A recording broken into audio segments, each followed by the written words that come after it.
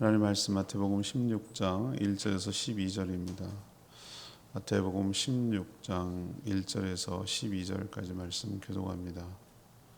오늘은 3월 4일 화요일 아침입니다. 3월 4일자 본문 마태복음 16장 1절에서 12절, 마태복음 16장 1절에서 12절까지 교독하겠습니다. 바리새인들과 사두개인들이 와서 예수를 시험하여 하늘로부터 오는 표적 구하기를 청하니 예수께서 대답하여 이르시되 너희가 저녁에 하늘이 붉으면 날이 붓겠다 하고 아침에 하늘이 붉고 흐리면 오늘은 날이 굳겠다 하나니 너희가 날씨는 분별할 줄 알면서 시대의 표적은 분별할 수 없느냐. 악하고 음란한 세대가 표적을 구하나 요나의 표적밖에는 보여줄 표적이 없느니라 하시고 그들을 떠나가시니라. 제자들이 건너편으로 갈새 떡 가져가기를 잊었더니 예수께서 이르시되 삼가 바리새인의 사두개인들의 누룩을 주의하라 하시니 제자들이 서로 논의하여 이르되 우리가 떡을 가져오지 아니하였도다 하거늘 예수께서 아시고 이르시되 믿음이 작은 자들아 어찌 떡이 없으므로 서로 논의하느냐. 너희가 아직도 깨닫지 못하느냐. 떡 5개로 5,000명을 먹이고 주운 것이 몇 바구니며 떡 7개로 4,000명을 먹이고 주운 것이 몇 광줄이었는지를 기억하지 못하느냐. 어찌 내 말한 것이 떡의 관함이 아닌 줄을 깨닫지 못하느냐. 오직 바리새인과 사두개인들의 누룩을 주의하라 하시니 그제서야 제자들의 떡의 누룩이 아니요 바리새인과 사두개인들의 교훈을 삼가라고 말씀하신 줄을 깨달으리라. 아멘. 바리새인들 그리고 사두개인들은 예수님을 시험하려고 표적을 요구했습니다. 예수님은 날씨는 분별하면서 이 시대의 표적은 분별할 수 없느냐라고 책망하시고 요나의 표적만 보여주시겠다. 보여주는 게 아니죠. 나중에 이야기하는 거죠. 요나의 표적만 말씀하셨습니다. 제자들과 배를 타고 갈 때에 예수님이 바리새인의 누룩을 주의하라라고 하자 이 제자들은 이것이 누룩 얘기가 나오니까 떡 문제인 줄 알고 챙겨오지 못한 것 때문에 서로 책임을 다퉜습니다.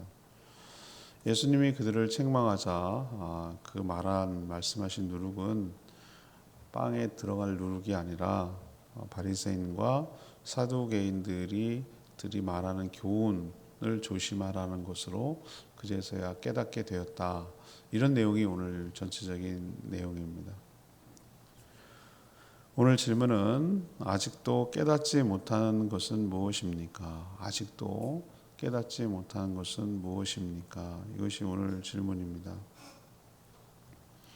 먼저 1절에서 4절까지 말씀인데요. 예수님이 그리스도이심을 깨닫지 못한 거죠. 예수가 그리스도라는 사실을 깨닫지 못한 것입니다. 평소 라이벌 관계에 있었기 때문에 정파적이고 또 종교적이기도 한 이들, 서로 사이가 좋지 않았던 바리새인들 그리고 사두개인들, 이 두 자들이 예수님을 쓰러뜨리려는, 예수님을 공격하려는 데는 의기투합이 된 것이죠. 원래 세상에 영원한 적도 우정도 없다. 정치 세계에선, 그리고 국제 관계에선 그렇다라고 얘기하잖아요. 오늘의 적이 내일의 동지가 되고 서로 이해관계에 따라 이리 얽히고 저리 얽히고, 여러분 그런 것이 보이잖아요. 자기 이해관계만 얽히고 유리하다면 적이라고 생각했던 자들과도 손을 잡고 함께 도모하잖아요. 요즘 여러분들은 눈 뜨고 보고 있지 않습니까? 트럼프 대통령이 젤렌스키 대통령한테 어떻게 하는 거 보셨잖아요. 뒤에서 표정 관리하고 있는 사람 푸틴이겠죠, 그죠? 가려운 데를 긁어주고 때리고 싶은데 대신 때려주니까 얼마나 고맙겠어요. 세상은 그렇단 말이죠. 영원한 적도 우방도 없는 것이죠. 그냥 철저하게 자기중심적으로 움직이는 건데 그게 요즘 얘기가 아니고 옛날부터 인간의 본디 그랬어요. 본디. 사두개인들, 바리새인들 서로 주도권을 잡으려고 얼마나 자기들끼리 싸웁니까? 산헤드린 공회에서 더 많은 것을 차지하고 주도권을 가지려고 얼마나 합니까? 근데 여기 보세요. 예수님을 쓰러뜨리고 예수님을 넘어뜨리는 데는 얼마나 한패가 됩니까? 원래 인간이 그렇다는 거예요. 이게 인간의 부패함이라는 것이고 이 자체가 벌써 하나님께 반하고 예수 그리스도를 믿지 않는 증거라고 저는 보는 것이에요. 뭐라고 와서 그랬냐면 와서 하늘의 표적을 요구한 거죠. 하늘의 표적. 여러분 하늘의 표적이 뭡니까? 하나님만이 하실 수 있는 특별한 기적을 말하는 거죠. 그러면 그것을 요구한 이유가 뭡니까? 당신이 그 기적을 행한다면 우리가 메시아 그리스도라는 것을 믿겠다. 믿을 수 있는 증거를 내놔라. 이 얘기예요. 표적을 구한다는 것은. 예수님은 그들의 요구대로 표적을 보여주시지 않으셨어요. 지난 주일날도 여러분 말씀드렸는데 왜 가나안 여인에게 침묵하셨죠?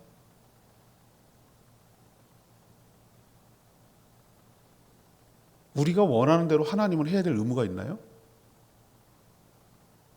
그들에게 따라줘야 될 의무가 있는 건가요? 표적 보여줘. 알았어, 보여줄게. 이래야 되는 건가요? 예수님이? 이 자체 설정이 틀렸다고요. 예수님은 내 마음대로 쭈물럭쭈물럭거리고 하나님은 내 마음대로 하라는 대로 요구하는 대로 다 들어주는 그런 존재가 아닌 줄로 압니다. 하나님은 나의 통치자세요. 창조주시고. 그분이 나의 주인이시라고요. 내가 이래라 저래라 내 생각대로 내 요구대로 나는 하고 당신은 들어줄 의무가 있고 이런 존재가 아니에요. 이런 뭐라 그럴까 이 버리장머리 없다 그러나 우리 표현으로 하자면 이 건방지고 이 오만한 태도를 좀 보세요. 예수님을 얼마나 아래로 보고 얼마나 무시하고 얼마나 그러는지 이 태도에서 느낄 수 있잖아요. 표적 좀 보여줘. 이런 투잖아요 지금. 그럼 예수님이 거기에 응해 주실까요? 나를 사랑하는 자를 내가 사랑하겠고 나를 찾는 자를 주님께서 찾아오신다 그랬어요. 거절하고 이용하고 함부로 하고 하는 자에게 하나님도 그렇게 대하십니다. 거기에 여러분 응하지 않으세요. 표적대로 해주셨나요? 그 요구대로 해주셨어요? 안 해주셨어요. 능력이 없기 때문입니까? 그렇지 않습니다.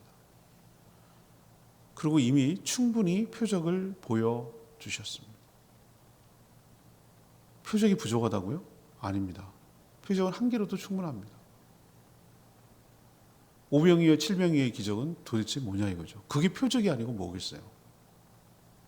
수많은 병자가 일어나고 귀신이 쫓겨나고 그런 건 표적이 아니고 뭐겠어요. 그런데도 불구하고 끊임없이 표적을 요구하는 것은 무엇입니까? 믿지 않기 때문에. 믿으려고 하지 않기 때문에 트집 잡고 시비를 거는 거예요.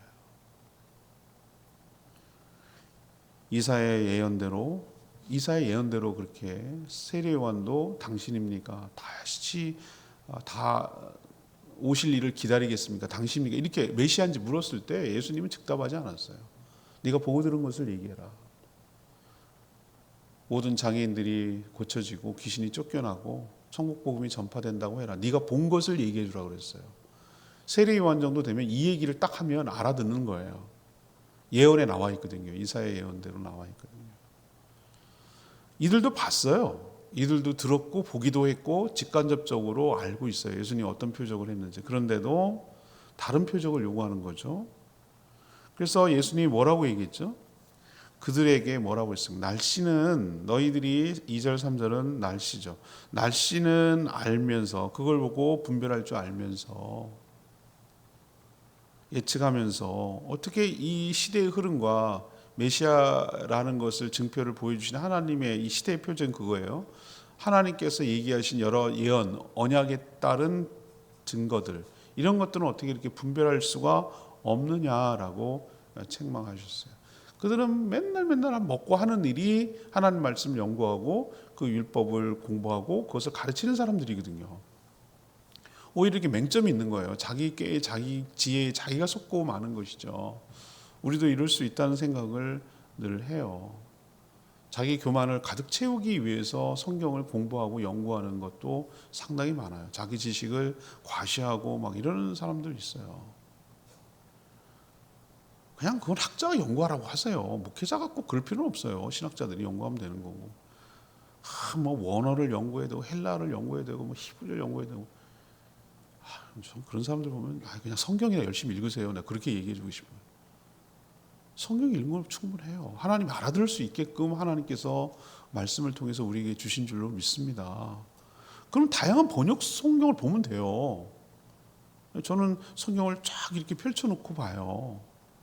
일단 제일 먼저 우리말 성경, 그다음 새번역 성경, 공동번역 성경, 개역개정판, 개역한글판, NIV, 그다음에 메시지 성경, 뭐 쉬운 성경 이런 걸 쭉 놓고 봐요. 그럼 비교만 하고 대조만 해도 이것이 무엇을 의미하는지 추적해낼 수 있어요. 앞뒤 문맥을 보면 이런 얘기겠구나 알 수 있어요.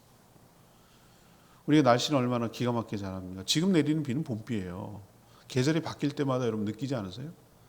남쪽에서 불어오는 바람은 따뜻한 바람이에요. 습하고 따뜻한 바람이에요. 북서쪽에서 불어오는 바람 편습 때문에 차고 건조한 바람이 올 수밖에 없어요. 그렇죠? 그거는 금방 느끼잖아요. 지금은 계절이 바뀌기 위해서 겨울에서 봄으로 바뀌기 위한 계절, 그건 우리는 알잖아요. 내일이 경칩이에요. 개구리가 깨어난다는. 그런 건 알면서 이 시대가 어떻게 돌아가고 어떤 식으로 주님께서 구원의 완성을 위해서 하나님이 진행해 나가시는지를 왜 분별하지 못하느냐라고 이 책망하는 것이 바리새인들과 이 사도계인들만 들어야 될 문제가 아니라 우리도 들어야 할 문제인 줄 압니다. 맨날 양치기 소년처럼 종말을 얘기하니까, 종말을 또 여러 번 설교하니까 그냥 그런가 보다 하고 뭐 종말인가 보다 이렇게 하지만, 여러분 시대의 흐름과 지금 진행해 나가는 것이 어디 끝점을 향해서 가고 있는지 여러분 분별력이 여러분 삶 가운데도 있어야 될 줄 압니다. 예수님 복음서에서 말하는 예수님의 예언, 구약 성경에서 다니엘이나 에스겔이나 여러 선지자를 통해서 했던 예언, 특별히 요한계시록, 사도 요한을 통해서 했던 계시록을 통해서 어떻게 지금 전개되어 나가고 있고 어디 끝점을 향해 가고 어디 지점쯤 와 있는지를 여러분이 분별할 수 있고 그것을 대비하고 준비하는 저와 여러분 되기를 원합니다. 우리도 바리새인들, 사두개인들처럼 끊임없이 내가 뭘 보여주면 믿겠다는 분이 있어요. 보여주면 믿겠다고. 보지 않고 믿는 자가 복될 줄 믿습니다. 충분히 예수가 그리스도라는 증거는 차고도 넘쳐요. 저는 멀리 갈 것도 없어요. 그게 가짜였다면 한 명을 속이지 그렇게 수많은 사람을 어떻게 속일 수가 있고 어떻게 사람을 바꿀 수가 있겠냐고요. 그게 저는 가장 확실한 증거. 우리가 하늘의 표적을 뭘 구할 게 있어요. 사람이 어떻게 바뀌냐고. 안 바뀌어요. 어른들 얘기하는 말이 맞는 것 같아요. 사람 고쳐 쓰는 거 아니라고. 안 바뀌어요. 여러분 안 바뀝니다. 웬만하면 진짜는 그냥 생겨 먹은 대로 살아요. 대부분. 근데 예수 믿고 바뀐 건 어떻게 설명할 거냐고요. 저 수많은 바뀐 사람 봤거든요. 예수 믿고 완전 전과 비포 애프터가 너무 달라요. 다른 사람이에요. 겉만 똑같아요. 이게 기적 아니고 이게 표적 아니고 뭐겠어요? 사람을 바꾼다? 사람을 바꾸잖아요. 예수 그리스도의 영 성령께서 그에게 들어가고 예수 믿고 사람이 바뀌잖아요. 전 이게 가장 확실한 표적이라고 저는 믿는 거예요. 그런데도 불구하고 뭐 자기가 생각하는 어떤 특별한 뭐 기적 같은 거 있잖아요. 하여튼 막 안진뱅이가 막 일어나 뭐 이런 거 있잖아요. 아니 안진뱅이가 일어나고 소경이 보는 것보다 더 확실한 게 뭐예요? 사람이 바뀌는 게 제일 확실한 거 아니에요? 그거보다 더 분명하고 뚜렷한 증거가 어디 있냐고요. 낯설지. 딴 사람이니까. 새로운 피조물이니까. 우리에게 하나님께서 예수님이 책망하는 건 그거예요. 그들 그러니까 믿지 않으려고 하는 그 사두개인들과 바리새인들을 향해서 4절에 뭐라고 했습니까? 이런 세대를. 좀 안 어울리는 표현 아니에요? 음란한 세대라고 그랬어요. 왜 음란한 세대죠? 아니 못 믿는 세대구나 이렇게 말해야 되지 않아요? 여러분 그런 생각 안 맞잖아 느낌이. 음란한 세대. 이건 성적인 타락을 얘기해. 이제 알겠어요. 내가 왜 이런 표현을 썼는지. 세상과 너무 짝하는 거예요. 음란한 거예요. 세상을 사랑하고 섬기는 거예요. 돈을 사랑하고 권력을 사랑하고 세상의 향락을 사랑하고 세상의 재미를 너무너무 사랑하는 거예요. 그걸 너무 사랑하기 때문에 이걸 놓을 수가 없는 거예요. 놓고 주님을 따를 수가 없는 거예요. 영적으로 음란. 그게 영적으로 음란. 이제 알겠네. 이게 안 맞는 말인데 너희들은 왜 믿지? 불신의 세대구나. 뭐 이렇게 말해야 맞는 것 같은데 음란한 세대래요. 그 예수님이 아주 정확하게 잘 찝어낸 거예요. 너희들이 왜 믿지 못하고 계속해서 표적을 요구하는지에 대한 진짜 본 마음이 뭔지 알아? 믿고 싶지 않은 거야. 왜 믿고 싶지 않지? 놓고 싶지 않은 거야. 뭘 놓고 싶지 않지? 내가 갖고 있는 지위, 내가 갖고 있는 돈, 내가 갖고 있는 명예, 내가 갖고 있는 인기, 내가 갖고 있는 영향력, 내가 갖고 즐기는 재미, 이걸 놓고 싶지 않은 거야. 그러니까 믿으면 내가 다 놔야 되니까. 예수 믿는다고 전도 한번 보세요. 나중에 하겠대. 여러 유형의 사람이 있습니다. 어제 전도훈련 받고 와가지고 여러 유형에 대한 대답이 있더라고요. 그걸 이제 나중에 말씀드릴게요. 근데 보면은 수많은 사람들이 캐고 들어가서 진짜 마음은 뭐겠어요? 그분들의 거절하는 이유가 뭐겠어요? 뭐 좋은 건 알겠대. 나도 천국 가고 싶죠. 근데 지금은 아니래. 다 정리되면 오겠대. 언제 정리될 줄 알고, 언제 죽을 줄 알고. 근데 진짜 마음은 이거예요. 음란한 세대란 말이 맞아요. 놓고 싶지 않은 거예요, 그거를. 이게 정직한 마음이에요. 삶이 완전히 주인이 바뀌는 거니까. 못 믿는 게 아니고 안 믿으려는 불신의 세대를 말하는 것이죠. 여러분, 예수가 그리스도다. 이게 복음이거든요. 예수라는 자연인이, 나사렛 예수가 하나님이 말씀하신 그 그리스도다라는 것을 믿는 것이 이 구원의 핵심이거든요. 이 시대가 바로 음란한 세대, 예수가 그리스도이심을 깨닫지 못하는 세대, 이 시대라는 것을 기억하시고 우리도 음란한 세대에 속하지 말고 음란한 세대에서 많은 전도와 구원을 이루어내는 저와 여러분 되기를 원합니다. 두 번째 얘기는, 깨닫지 못하는 두 번째는 뭐냐? 5절에서 10절까지 예수님이 생명의 떡임을 깨닫지 못하는 거예요. 예수님이 생명의 떡임을 깨닫지 못해요. 예수님은 시험하려는 그들에게 무슨 얘기만 하고 갔습니까? 보여주지 않았습니다. 바로 그런 식으로 하나님 응하지 않습니다. 여러분은 주일날 설교했지만 핵심은 뭐예요? 하나님이 여러분의 삶에서 도구와 수단이 아닙니다. 여러분의 주인이고 여러분의 통치자고 여러분의 왕이신 줄로 믿습니다. 어린애처럼 굴면 안 돼요. 어린애는 지가 왕인 줄 알다가 이제 현타가 오지. 자기를 사랑하고 아꼈기 때문에 그렇게 해줬다는 거를. 원래 그런 존재가 아니었다는 것을. 자기가 그렇게 함부로 그러니까 버르장머리 없는 게 뭐예요? 손자가 할아버지 수염 잡고 상추 잡아당긴다 그러잖아요. 그렇게 되지 않도록 가르쳐야 될지, 사랑하는 것과 그걸 구분할 줄 아는 걸 시켜야 되는 거예요. 하나님이 나를 사랑하는 것과 하나님을 함부로 대하면 안 된다는 것을 가르쳐줘야 되는 거예요. 근데 선을 넘죠, 우리는. 하나님은 그냥 내 마음대로 하고 뭘 해도 다 봐주고, 내가 무슨 난리를 치고 뭘 해도 그냥 다 용납해주고, 그냥 내가 원하는 거 다 들어주고, 그런 존재. 정말 착각한 거예요. 깨야 되는 거죠. 안 얘기해 주셨어요. 아무것도 안 하시고 대신 무슨 얘기만 했습니까? 요나 이야기만 하셨어요. 요나는 그들도 알거든요. 요나가 뭡니까? 물고기 속에 사흘 동안 있다가 토하자 살아났던 것이죠. 제가 요나서 강의할 때도 말씀드렸습니다. 그게 말이 돼요? 상상 속에 동화 같은 얘기잖아요. 말도 안 되잖아요. 물고기 뱃속에 들었는데 어떻게 살아요? 말도 안 되지. 죽은 거예요. 죽은 거. 그가 죽은 거라고. 음부에 들어갔다고요. 그리고 그가 다시 하나님이 살려내신 거예요. 그러니까 예수님이 요나의 얘기를 하는 거예요. 표적을 똑같이. 자, 무덤 속에 들어가서 3일 동안 죽으셨잖아요. 3일간 있다가 토해냈잖아요. 그런 것처럼 나중에 죽음과 부활을 염두에 두셔서 요나의 얘기를 꺼내신 거예요. 그걸 자기랑 견준 거예요. 근데 이거는 생각해 보세요. 당장 보여주는 것이 아니라 이건 나중에 본인이 십자가에서 죽고 부활 승천해야만 이거는 깨닫는 거잖아요. 근데 이 말을 기억하지 못했다가 그 예수님의 부활 승천, 그러니까 죽음과 부활 승천, 이거를 그때 대비하지 못했던 사람은 이런 얘기를 해줘도 그게 표적인 줄도 몰라. 그러나 이것을 마음에 두고 있었던 사람은 뭐예요?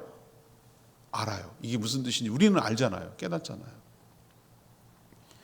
이 사실을 확인하고 믿지 못한다면 영원히 믿을 수 없는 존재라는 것을 이 이야기를 통해서 이야기하신 것이죠. 그리고 배를 타고 제자들과 함께 가셨어요. 그리고 제자들에게 이런 말씀을 하셨어요. 바리새인들과 사두개인의 누룩을 조심해라 라고 얘기하니까 제자들이 갑작스럽게 배를 막 급하게 타고 오느라고 먹을 떡을 챙겨오지 않은 것을 두고 우리한테 책망하시는구나 이렇게 오해를 하고, 야 베드로 너 왜 안 챙겼어? 야 내가 챙길 군번이야? 야고보 너는 뭐 했는데? 유다 너가 회계 담당 아니야? 뭐 이렇게 서로 싸웠을 거예요. 안 봐도 비디오지 뭐. 어떻게 했는지 얘네들 느낌이 오잖아요. 예수님은 그런 제자들의 모습을 보고 얼마나 한심스러웠을까요? 그리고 아직도 깨닫지 못하느냐고 책망하고 있어요. 사두개인과 바리새인들이 예수가 그리스도라는 것을 못 깨닫는 것처럼 제자들 역시 예수님이 누구신지 정확하게 깨닫지 못하고 있다는 것이 여기서 드러나잖아요. 그러면서 하시는 말씀이 너희들은 이미 오병이어 7병이어의 기적을 직접 현장에서 손으로 경험하지 않았냐? 네 손으로 떼어주지 않았냐? 근데 먹는 것이 지금 떡을 안 갖고 왔다고 그거 갖고 우리가 먹을 것이 없어가지고 굶게 되고 이런 것 때문에 왜 염려를 하느냐? 하나님이 내가 어떤 방식으로든지 우리의 먹을 것을 책임지지 너희 보고 책임지라고 하더냐? 왜 그것을 말뜻을 말귀를 그렇게 못 알아듣냐? 지금 예수님이 이렇게 책망하시는데 이 얘기가 꼭 우리 얘기 같아요. 우리 동문서답하고 이 얘기 해줘도 뭔지 못 깨닫고 이 얘기를 해줘도 뭔지 못 깨닫고. 제자들이 깨닫지 못하는 것은 예수님이 누구신지 정확하게 몰랐다는 것도 있고 예수님이 바로 먹는 문제가는 초월한 생명의 양식이고 생명의 떡이라는 사실도 놓치고 있는 거예요. 믿지 못하고 있는 거예요. 깨닫지 못하는 거예요. 우리도 여기 역시 제자들의 수준에서 넘어서지 못할 때가 많이 있어요. 우리는 그저 눈에 보이는 현실적인 먹는 문제, 책임 소재, 너가 책임졌어야지, 네가 했어야 되지 이런 수준에서 다투고 싸우는데 그 문제가 안 돼요. 하늘에서 그냥 하늘님께서 양식으로 덮어버리면 우리가 싸우고 다투고 책임 소재하고 어쩌고 걱정하고 염려하고 이런 모든 것들이 하나도 문제가 되지 않는데 주님을 온전히 믿고 깨닫지를 못하니까 그냥 그거 갖고 막 서로 다투고 막 이러는 쫀쫀한 모습? 뭐 이런 모습을 보이는 거예요.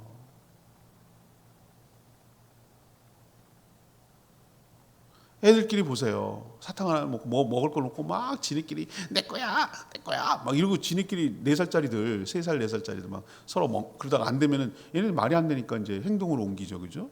머리끄댕이 잡고 그다음에 꼬집고 깨물고 막 이러잖아요. 근데 어른이 가만 보면 그 별거 아니거든. 또 하나 갖다 주면 되는 거거든. 그거보다 더 좋은 거를 갖다 주고 재밌게 하면 되는데 얘네들은 그게 전부야. 그 세계에 갇혀가지고 일단 이건 내가 가져야 돼. 그럼 못 가진 거에 대한 억울함도 생겨. 이런 것을 지켜보는 어른의 심정이 아유 저래서 애들이라고 그러나 뭐 이런 생각이 들 때가 있잖아요. 싸우지 마 하나 줄게. 그거 하지 마 할게. 그럼 그 문제가 있는데 그 어른을 바라보고 그렇게 요청하면 되는데 그거 갖고 지네끼리 하고 있고 온전히 신뢰하지 못하는 모습을 보고 우리도 답답할 때가 있잖아요. 하나님께서 우리의 모습을 보고 그럴 때가 있다 이거예요.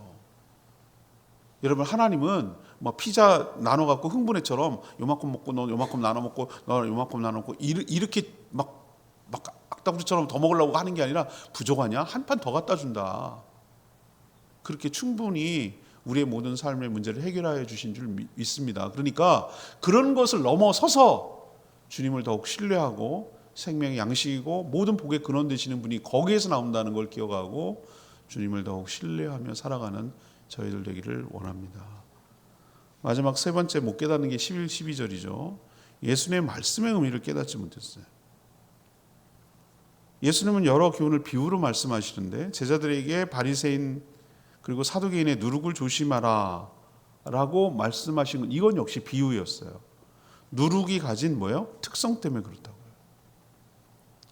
요즘 누룩 쓰지 않아요. 하지만 누룩을 우리가 잘 쓰지 않지만 왜 안 쓰냐면 일상에서 그걸 만들지 않기 때문에. 누룩을 가장 많이 쓰는 게 어디입니까? 된장 만들 때, 발효시킬 때, 그리고 막걸리나 이런 술 만들 때 뭐 그런 거 쓰잖아요, 그죠? 텔레비전만 봤죠. 우리가 옛날에는 그걸 했는데 직접 요즘은 안 하니까. 그러면 반죽에 들어가서 빵이 빵답게 되려면 어떻게 하죠? 빵과 부침개의 차이점은 뭐예요? 발효가 되는 거냐 안 되느냐인 거예요. 똑같이 밀가루 만들 부풀어 오르게 하는 게 중요하거든요. 옛날에는 빵도 만들어 먹고 그랬거든요. 부풀어 오르게 하는 특성이 있단 말이에요. 그러면은 반죽에 들어가서 발효를 시킨단 말이에요. 그래서 똑같은 모양이 똑같은 것을 재료를 다른 성질로 만드는 것이 있잖아요. 그래서 사람들은 그걸 이용해서 빵하고 술 만들었죠. 그게 그렇게 돼야 자기에게 유익하고 도움이 되니까. 그렇지만 예수님의 의도는 부정적인 것이에요. 한번 들어가면 보이진 않지만 그것을 변질시키고 망가뜨리는 거죠. 곰팡이 같은 거죠. 그것을 조심하라고 말하는 것이죠. 근데 떡을 누가 갖고 왔느니 안 갖고 왔느니 뭐 이런 것만 생각하고 있으니 다투고 있으니 한심스러워서 책망하고 계신 것이죠. 제자들이 야단을 맞고서야 예수님의 진의가 누룩이 그런 의미가 아니었구나라는 것을 깨닫게 된 것이죠. 지금도 성경을 문자적으로 이해하며 진리라고 믿는 이단들이 수두룩합니다. 잘 믿는 것 같은데 사실은 그렇지 않은 사람들도 꽤 있어요. 특히 신천지 같은 경우는 말씨는 곧 말씀이다 이런 식으로 자기들만의 사전이 있어요. 맨날 그것만 교육시키거든요. 여러분, 씨가 말씀입니까? 씨가 말씀일 때도 있고 비유적으로 아닐 경우도 있고 다양하게 그러니까 비유라는 건 그런 거잖아요. 어떤 것을 상징할 때 거기에 문맥에 맞춰서 그것을 은유적으로 사용하는 거잖아요. 그렇죠? 누룩이 갖는 것이 무엇입니까? 누룩이 이 상황과 문맥에 따라 긍정과 부정의 의미가 다 달라지는 거예요.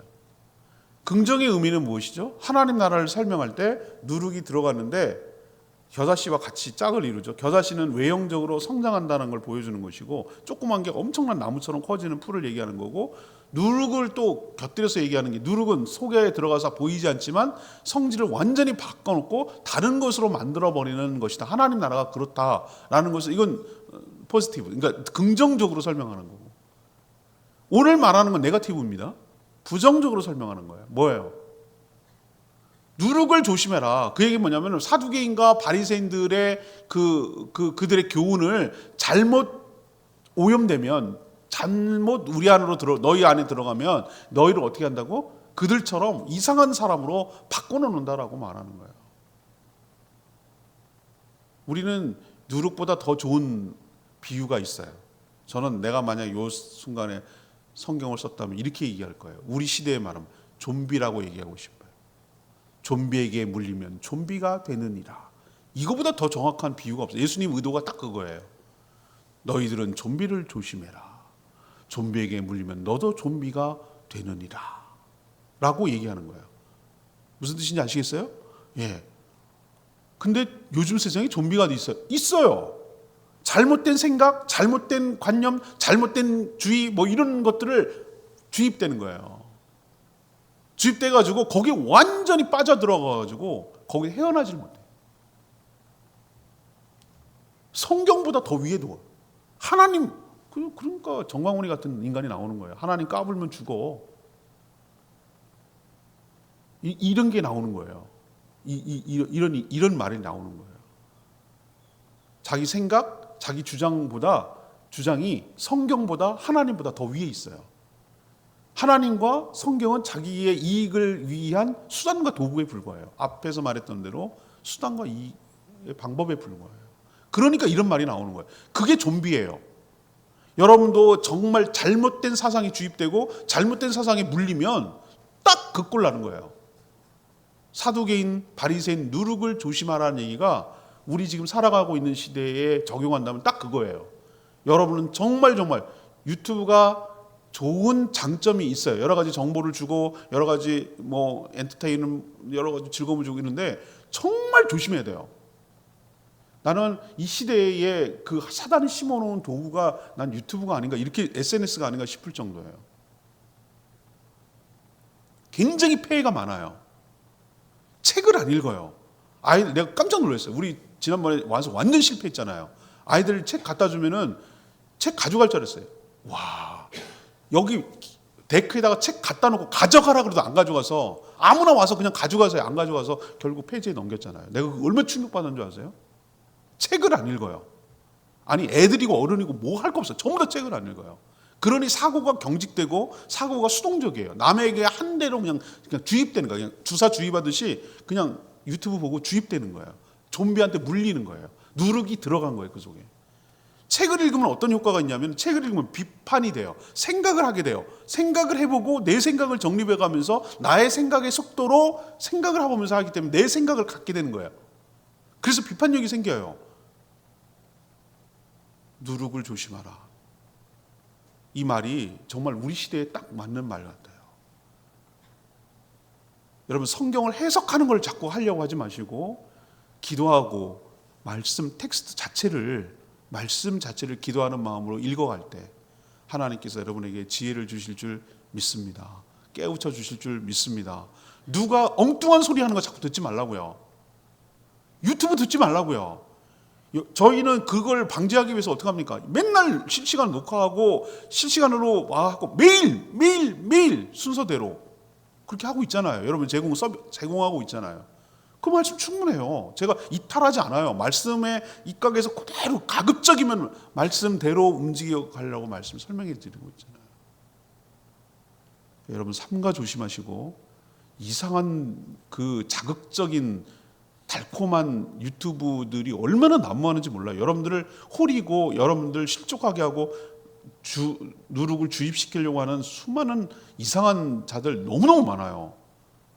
덫 같아요. 덫. 완전히 90% 이상은 되는 것 같아요. 제 생각에는. 여러분 정말 조심하시기를 바랍니다. 9절에 이런 말씀을, 너희가 아직도 깨닫지 못하느냐. 이 말씀, 이 책망하는 말씀이 크게 다가왔어요. 제자들은 예수님과 함께 다니면서 예수님의 말씀과 사역을 모두 다 지켜본 자들이에요. 그런데도 여전히 예수님의 말씀을 정확하게 깨닫지 못하고 있어요. 말씀은 성령의 도우심을 통해서만 깨달을 수 있게 되는 겁니다. 스스로 알 수 없어요. 성령께서 가르쳐 주셔야 돼요. 주님이 그들을 가르쳐 주시듯 내주하신 성령께서 가르쳐 주시고 깨우쳐 주시고 가르쳐 주셔야 그 뜻을 비로소 알 수가 있어요. 그렇기 때문에 우리 여러분들은 성경을 읽을 때 성령의 도우심을 간구하고 성경을 읽으셔야 돼요. 제가 이건 제 경험으로 얘기해 드리는 거예요. 기도하고 읽으면 보여요. 안 보이던 게 보여요. 그때는 저는 그렇게 기쁠 수가 없어요. 이 몰랐던 것을, 새로운 것을 알게 됐을 때 그 기쁨은 말할 수가 없어요. 여러분도 말씀의 은혜를 경험하게 되기를 축복합니다. 오늘 뭐라고 말했죠?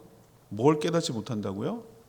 예수가 그리스도인 것을 깨닫지 못한다. 이거는 생사가 달린 문제예요. 또 제자들은 뭘 했어요? 예수님이 생명의 떡이라는 걸 놓치고 있으니까 자꾸 떡 얘기만 하고 앉았고 그러잖아요. 세 번째는 뭐예요? 말씀의 의미를 깨닫지 못하니까 그게 교훈을 의미한다는 걸 생각하지 못하고 엉뚱한 얘기만 하고 있잖아요. 이것이 우리의 모습일 수도 있겠다는 생각이 들고 상가 조심하며 살아가는 저희 모두가 되기를 원합니다. 오늘 말씀 붙들고 32장 찬양지 32장 부르고 기도하겠습니다.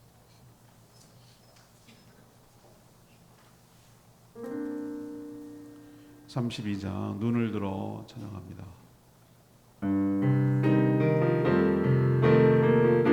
눈을 들어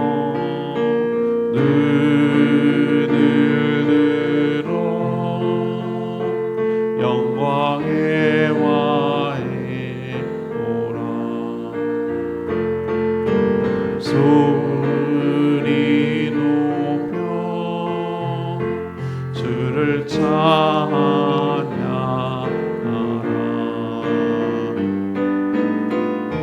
사랑의 유 선포하리. 할렐루야. 주 성주께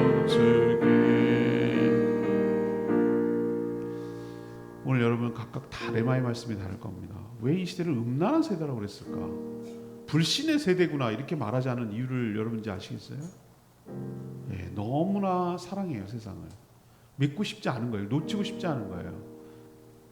그 사랑의 대상을 바꾸고 싶지 않은 거예요. 그러니까 믿지 못하니까 괜히 트집 잡으려고 표적이나 요구하고 그러는 거예요.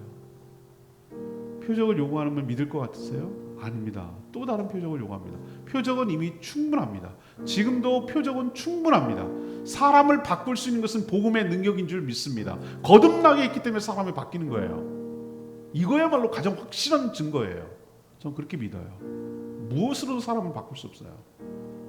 예수 그리스도가 생명의 양식이고, 우리도 예수님을 온전히 믿지 못해가지고 정말 허접한 문제를 가지고, 그게 죽고 살 문제도 아닌데 그거 갖고 전부인 것처럼 다투고 싸우고 논쟁하고 걱정하고 염려하는 이 모습을 보면 주님이 한심스럽게 생각할 거예요. 주님을 믿고 넘어서는 저희들 되기를 원합니다. 주님에게는 그게 하나도 문제가 되지 않아요. 우리한테는 그게 심각한 문제인데 주님께 그 문제를 가져가면 하나도 문제가 되지 않을 줄 믿습니다. 오로지 주님의 말씀을 온전히 깨달아 주님 말씀에 순종할 때 내 삶의 문제가 다른 차원에서 살아갈 수 있는 축복이 있게 될 줄 믿습니다. 주여 외치며 기도합니다. 주여 하나님,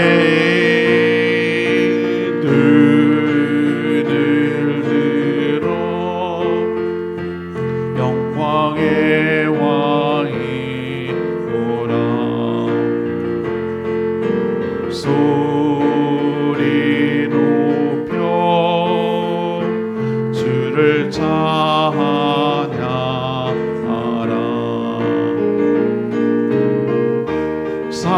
사랑의 유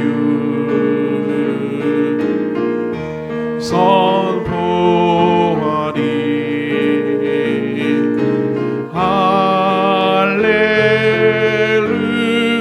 할렐루야. 주 소중해.